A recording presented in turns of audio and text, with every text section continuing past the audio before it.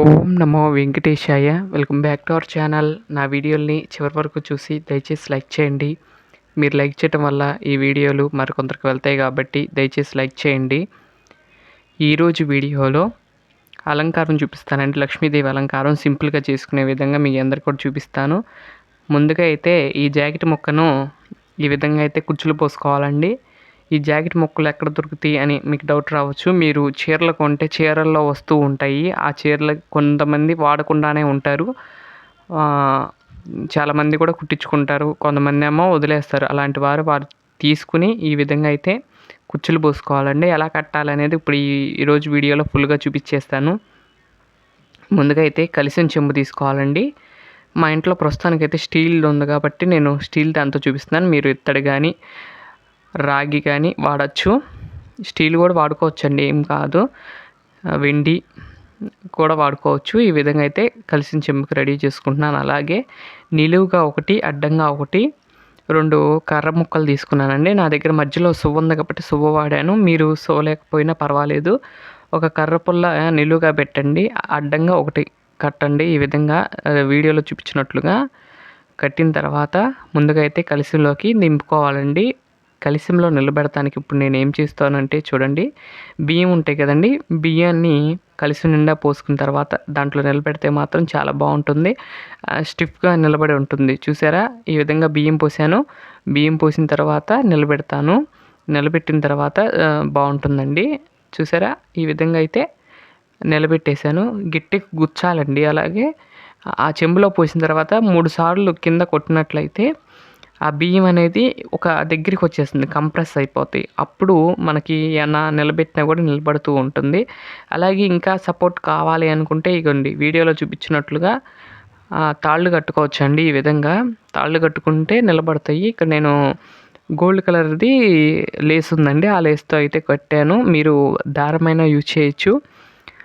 ఈ విధంగా అయితే ముందుగా అయితే కట్టుకున్న తర్వాత అక్కడ ముందు బాడీ పార్ట్ రావడానికి అక్కడ హైట్గా పెట్టాను చూడండి. హైట్గా పెడతాం వల్ల ఏంటంటే అక్కడ పవిటి చెంగు వస్తుంది కాబట్టి కింద ఆ మూత ఉంటుంది చూడండి, కింద ఈ షేప్ దగ్గర అక్కడేమో మనం చీర కట్టుకోవడానికి నడుంగా భావించి అక్కడ కడుతూ ఉంటాం. ఆ తర్వాత అక్కడ తలకాడ మనం అమ్మవారిని ఫేస్ పెట్టుకుంటాం కదండి, తల పెట్టే చోట ముందుగా అయితే సన్నగా ఉంది కదా, సన్నగా ఉంది కాబట్టి దానికి ఏం చేశానంటే ఒక క్లాత్ తీసుకుని ఈ విధంగా అయితే చుట్టాను. ఆ తర్వాత గోల్డ్ ఇంకా లావుగా చుట్టాను. ఎందుకంటే మనం ఫేస్ పెట్టాలి కాబట్టి ఫేస్కి సరిపోను లావు పెట్టి చుట్టాను. చుట్టిన తర్వాత అప్పుడు ఫేస్ అయితే పెట్టాను అమ్మవారికి. జాకెట్ ముక్కతో మనం ఈజీగా అయితే రెడీ చేసుకోవచ్చండి. జాకెట్ ముక్కను కలిసం ఉంటే సింపుల్గా రెడీ చేసుకునే వాళ్ళకి ఈ విధంగా టిప్ అండి. అలాగే కొంతమంది కొబ్బరికాయ పెట్టి కూడా చేసుకోవచ్చు. ఆ విధంగా కూడా చేసుకోవచ్చు. కొబ్బరికాయ పెట్టుకుని నీళ్లు పోసుకుని పెట్టుకోవచ్చు.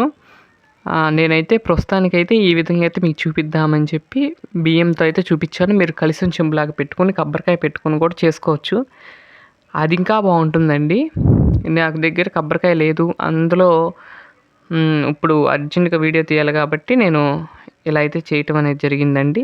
చూస్తున్నారు కదా, కుచ్చులు పోసేసాను. చూసారా, చీరకి కుచ్చులు పోసిన తర్వాత ఊడదీసిన తర్వాత కుచ్చులన్నీ కూడా విడదీసుకోవాలండి. చక్కగా మనకి అమ్మవారు కూర్చున్నట్లుగా, పుట్టబొమ్మ కూర్చున్నట్లుగా ఉండే విధంగా మనకు అది తెచ్చుకోవాలండి. ఎలా ఉందంటే అమ్మవారు చూస్తానికి చిన్న బాలిక రూపంలో ఉందండి. మన ఇంటికి వచ్చిన బాలలక్ష్మిగా ఉంది. చూసారా, ఆ తర్వాత నడుముకి ఇలాంటి గొలుసు లాంటివి తెచ్చుకుంటే చక్కగా వడ్డానం లాగా ఉంటుందండి. వడ్డానం లాగా పెట్టేసుకోవటమేను. ఆ పెట్టుకున్న తర్వాత హారాలు, మన దగ్గర ఉన్న హారాలు అవి వేసుకుంటే అమ్మవారికి సింపుల్గా అయితే అలంకరించుకోవచ్చు. చూసారా, ఈ విధంగా అయితే చైన్ అయితే వేశాను సింపుల్గా. అంటే ఆ నడుముకున్న లక్ష్మీదేవి కనపడే విధంగా అయితే చైన్స్ అయితే వేస్తున్నాను. అసలు అమ్మవారు అయితే మన ఇంట్లో వచ్చి కూర్చున్నట్లుగానే ఉందండి. కాళ్ళు చేతులు లేకపోయినా కూడా అమ్మవారు వచ్చి మన ఇంట్లో కూర్చున్నట్లే అనిపించిందండి. అంత బాగుంది విగ్రహము. విగ్రహం వల్లేనే ఉందండి, కాళ్ళు చేతులు లేకపోయినా కూడా చాలా బాగుంది. ఆ తర్వాత ఇలాంటి దండ ఒకటి తెచ్చుకున్నారనుకోండి, మల్లెపూలు అలాగే క్లాత్తో చేస్తారు. ఇవి కనకాంబరాలు లాగా ఉంటాయి. అసలు ఎంత బాగుందో చూడండి వీడియోలో. నిజమైన కనకాంబరాలు, మల్లెపూల మాల వేసినట్టే ఉందండి. అక్కడక్కడ మర్మం ఉన్నట్లే ఉంది కదా, చాలా బాగుంది. ఈ విధంగా అయితే అమ్మవారిని అలంకరించాను. మీకు నచ్చిందని భావిస్తున్నాను. అమ్మవారి అలంకరణ చాలా సింపుల్గాను ఈజీగా చేసుకోవచ్చు. ప్రతి ఒక్కరు కూడా చేసుకుని అమ్మవారిని అలంకరించుకోవచ్చండి. మీరు నచ్చితే గనక లైక్ చేయండి. అమ్మవారు మాత్రం చాలా బాగున్నారు. రియల్గా ఇంకా బాగున్నారు. కూర్చున్నట్లుగా మా ఇంట్లోకి వచ్చి కూర్చున్నట్లుగా అనిపించారు. అంత బాగున్నారు అమ్మవారు. ఈ విధంగా మీరు కూడా అలంకరించుకోవచ్చండి ఈజీగా. ఆ తర్వాత ఈ వీడియోలోనే శ్రీ గోపయార్య సమేత శ్రీ లక్ష్మీ తిరుపతమ్మ తల్లి దేవస్థానానికి వెళ్ళానని చెప్పే కదండి ఆదివారం. అక్కడ తీసిన వీడియో ఉందండి. ఆ వీడియో కూడా కంటిన్యూషన్గా పెడుతున్నాను, చూడండి. అమ్మవారు చాలా మహిమగల అమ్మవారు. ఇక్కడ ప్రతి సంవత్సరం కూడా తిరునాళ్ళు అవి జరుగుతూ ఉంటాయి, కళ్యాణోత్సవాలు జరుగుతూ ఉంటాయి.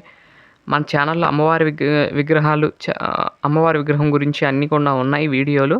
అవి కూడా చూడవలసిందిగా కోరుకుంటున్నాను. అమ్మవారు అయ్యవారు చాలా బాగుంటారండి ఇక్కడ. ఆ రాతి విగ్రహాలు చిన్నదైనా సరే, దేవాలయం చాలా చిన్నదండి, కానీ చాలామంది వస్తూ ఉంటారు. అలాగే కొల్లూరు దగ్గర ఉంటుంది కాబట్టి కొల్లూరు నుండి రాయి వెళ్తుంది కదండి చుట్టుపక్కలకి, వెళ్ళేవాళ్ళు 5 రాళ్ళు అమ్మవారికి వదిలి వెళ్తారండి. ఇక్కడ విశేషం అదేనండి. అలాగే ఎవరైనా సరే ఆ ఊరు వాళ్ళు కానీ పక్క ఊరు కానీ వెళ్తుంటే అమ్మవారి ఆలయం చుట్టూరు 3 ప్రదక్షిణాలు చేసి మాత్రమే వెళ్తారు. వారికి అన్నింట విజయం జరిగిద్దని భావించి అలా చేస్తూ ఉంటారు. అమ్మవారికి తిరునాళోత్సవాలు జరుగుతూ ఉంటాయి, కళ్యాణోత్సవాలు జరుగుతూ ఉంటాయి. అమ్మవారికి ప్రతినిత్యం కూడా ప్రతి విశేషమైన ఆరాధన జరుగుతుంది. అలాగే ప్రతి మంగళవారము, ఆదివారము విశేషమైన పూజా కార్యక్రమాలు జరుగుతాయి. కుంకుమార్చనలు జరుగుతూ ఉంటాయి. శుక్రవారం కూడా బలులు జరుగుతూ ఉంటాయి. అమ్మవారికి విశేషమైన కార్యక్రమాలు చేస్తూ ఉంటారండి. చూస్తున్నారు కదా, ఇక్కడ ఉత్సవ విగ్రహాలండి. అక్కడ కుంకుమార్చన చేస్తూ ఉంటారు. ఆ పక్కన వినాయక స్వామి వారిని కూడా ఉన్నారు కదండి, ఆయన కూడా నమస్కరించుకోండి. ఆ తర్వాత శ్రీ గోపయార్య సమేత శ్రీ లక్ష్మీ తిరుపతమ్మ తల్లి పాదుకలని దర్శనం చేసుకోండి. అమ్మవారు చూడండి ఎలా బాగున్నారో, పసుపు రంగు చీరలో ఎంత అందంగా ఉన్నారో అనండి. సింపుల్గా అలంకరించాలో చాలా బాగుంది అమ్మవారు. మీకు కూడా చూపిద్దామని ఈ వీడియోలో మీకు చూపిస్తున్నాను, చూడండి. అలాగే మెయిన్ ద్వారం ముందు వెంకటేశ్వర స్వామి ఫోటో అయితే ఉంటుంది. కింద ఇక్కడ స్టార్టింగ్లో అమ్మవార్లు కూడా ఉంటారండి. నేను తీయటం మర్చిపోయాను. అమ్మవారి వీడియోలు కావాలంటే మన ఛానల్లో ఉన్నాయి. అమ్మవారి వీడియోలు కూడా వీక్షించాలని కోరుకుంటున్నాను. తిరునాళ్ళ వీడియోలు ఉన్నాయండి, ఆ వీడియోలు కూడా చూడండి. ఇదండి ఈరోజు వీడియో. మరొక మంచి వీడియోతో రేపటి వీడియోలో కలుస్తాను. అంతవరకు సెలవు. నమస్కారం. ఓం నమో వెంకటేశాయ. ఓం నమో నారాయణాయ.